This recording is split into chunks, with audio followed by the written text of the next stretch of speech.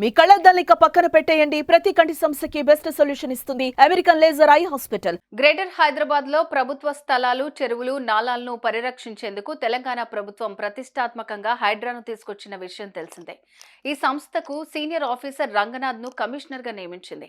ఇక హైడ్రా ఏర్పాటైన నాటి నుంచి ఇప్పటి వరకు కబ్జాకు గురైన అనేక చెరువులను స్వాధీనం చేసుకుని అందులో నిర్మించిన భవనాలను సైతం నేలమట్టం చేస్తున్నారు అధికారులు. దీంతో రోజురోజుకు హైడ్రా దూకుడు కొనసాగిస్తుంది తప్ప ఏమాత్రం తగ్గడం లేదు. అయితే ఈ క్రమంలోనే హైడ్రా కమిషనర్ కు ఊహించని షాక్ తగిలింది. ఆయనపై కొందరు బాధితులు జాతీయ మానవ హక్కుల కమిషన్ కు ఫిర్యాదు చేశారు. దీంతో ఆయనపై కేసు నమోదు చేసినట్లుగా తెలుస్తోంది.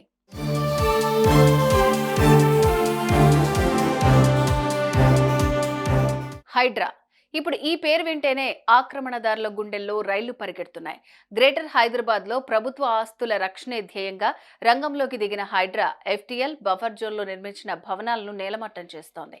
అయితే ఇందులో భాగంగానే హైడ్రా మూసీ పరివాహిక ప్రాంతాల్లో పర్యటించి సర్వే చేస్తూ మార్కింగ్ చేస్తున్నారు. దీంతో మూసీని ఆనుకుని ఉన్న కొందరు పేదలు హైడ్రా తీరును తప్పుపడుతున్నారు. సర్వే చేసేందుకు వచ్చిన అధికారులను తిప్పి పంపిస్తున్నారు. ఎంతో కష్టపడి నిర్మించుకున్న ఇళ్లను కూల్చివేస్తే మా చావులు చూస్తారంటూ తెగేసి చెప్తున్నారు.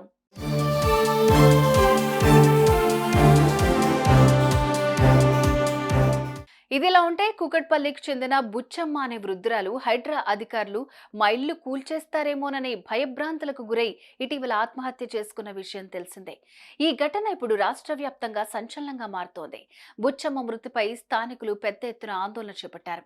ఇంతేకాక బుచ్చమ్మ మృతికి హైడ్రానే కారణమని ఆమె కుటుంబ సభ్యులు సైతం తెలిపారు. అయితే బుచ్చమ్మ మృతి చెందిన నేపథ్యంలో స్థానికులు హైడ్రా కమిషనర్ రంగనాథ్ పై ఆగ్రహంతో ఉన్నారు. దీంతో అంతా ఏకమై తాజాగా హైడ్రా కమిషనర్ పై జాతీయ మానవ హక్కుల కమిషన్ కు ఫిర్యాదు చేశారు. స్థానికుల ఫిర్యాదు మేరకు మానవ హక్కుల కమిషన్ కేసు నమోదు చేసుకున్నట్లుగా తెలుస్తోంది.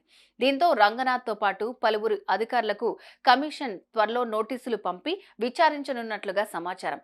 ఇదే అంశం ఇప్పుడు హాట్ టాపిక్ గా మారుతోంది.